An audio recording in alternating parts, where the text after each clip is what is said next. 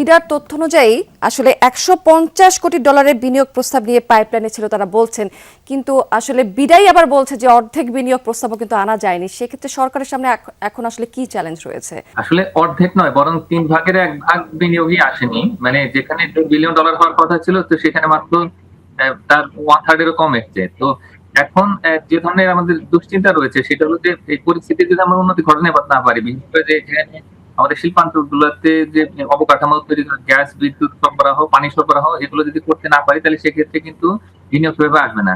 যেখানে Chinese industrial economic zone, তো সেটা তো হ্যান্ডওভার করা হলো চাইনিজের কাছে। কিন্তু এখানে আসলে এই ইউটিলিটি গুলো কি হবে, তো সেটা দেখতে হবে। আমাদের বিজনেস প্রসেসটাকে আরো ইজি করতে হবে। ইতিমধ্যে বেশ কয়েকটা প্রতিষ্ঠানকে, বিটা সহ বেশ কয়েকটা প্রতিষ্ঠানকে একত্রিত করার জন্য যে উদ্যোগ গ্রহণ করা হয়েছে সেটা ভালো, কিন্তু খুব দ্রুত এটা বাস্তবায়ন করতে হবে এবং ডিজিটাল ফাইন্যান্সিং গুলো সবকিছু করতে হবে।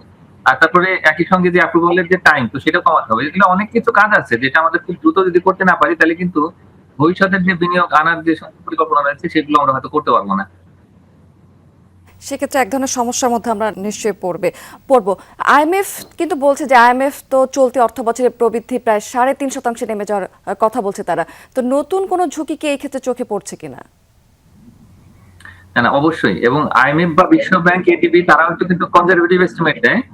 এর একটা বড় কারণ হচ্ছে যে তারা এক্সিস্টিং যে সমস্ত ইনিশিয়েটিভ গুলা বা আমাদের এই রিফর্ম গুলা কি অবস্থাতে আছে সেটা দেখে তারপরে তারা বলে। এবং একই সঙ্গে তো তারা অ্যাসেস করছে যে আমাদের যে গ্লোবাল এনার্জি ক্রাইসিস, তো সেটা বাংলাদেশে কিন্তু তার ইমপ্যাক্ট করেছে। এট দ্য সেম টাইম তারা পলিটিক্যাল ইনস্টেবিলিটিও দেখে এবং একই সঙ্গে যে আসলে এখনকার যে আমাদের যে সমস্ত সাপ্লাই আছে এবং লজিস্টিক্স, তারপরে একই সঙ্গে যে আমাদের রেগুলেটরি সিস্টেম কি অবস্থাতে আছে সেগুলো দেখে তারপরে তারা একটা প্রজেকশন দেয়। যদি আমরা এগুলো উন্নতি করতে পারি, তাহলে সেক্ষেত্রে ডেফিনেটলি আমাদের প্রবৃদ্ধি হয়তো 3.5% হবে না, আরো বেশি হবে। কিন্তু আমাদের এটাকে কশনারি নোট হিসেবে নেওয়া উচিত, একটু সাবধান থাকা উচিত যে প্রবৃদ্ধি অনেকটা নিচে নেমে যেতে পারে যদি আমরা সংস্কার না করি। অর্থনৈতিক যে পজিশন গুলো আছে বা একই সঙ্গে আমাদের লজিস্টিক্স এবং ট্রান্সপোর্টেশন এবং এনার্জি, এগুলো সবকিছু ঠিক মতো করতে হবে আমাদের।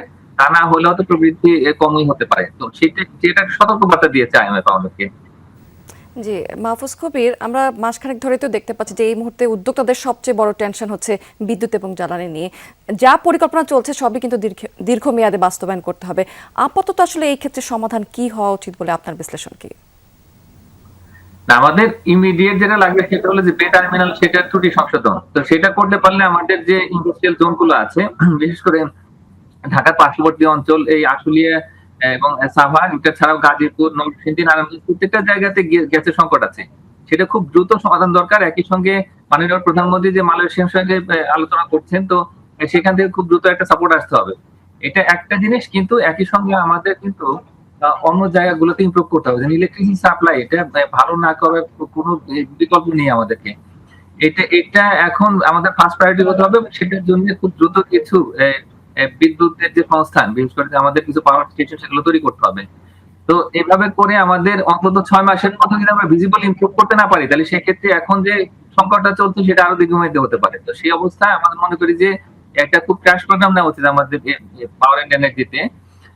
এই জায়গাটাতে আমাদের একটা ভালো বিনিয়োগ করতে পারলে তখন আমাদের যে সমস্ত ক্ষুদ্র মাঝারি উদ্যোক্তা এবং একই সঙ্গে যারা বড়, যারা আমাদের এক্সপোর্ট ওরিয়েন্টেড যে সমস্ত সেক্টরের কোম্পানি গুলো আছে, তারা কিন্তু কিছুটা স্বস্তি পাবে। এই রকম এনার্জি সাপ্লাই, পাওয়ার সাপ্লাই কিন্তু আসলে আমাদের বিনিয়োগের ভবিষ্যৎ খুবই অন্ধকার।